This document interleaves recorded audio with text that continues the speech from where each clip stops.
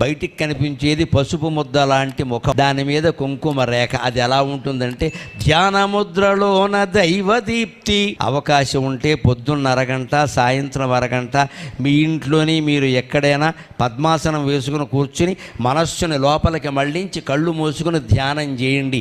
అదృష్టం బాగుంటే అమ్మవారి నుదుటి మీద వెలుగుతున్న కుంకుమ రేఖ మీ కళ్ళ ముందు ప్రత్యక్షం అవుతుందమ్మా, ప్రత్యక్షం అవుతుంది. ధ్యానం అనుభూతి అంటే అర్థం.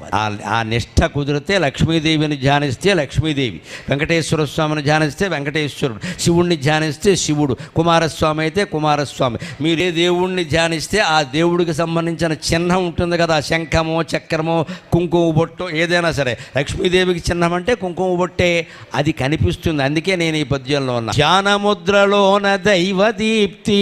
అపారమైన గాఢమైన ధ్యానంలో ఉన్నవాడికి ఎదుట దేవుడు దర్శనమిచ్చినట్టుగా నీ కుంకుమ రేఖ కనిపిస్తోందమ్మా.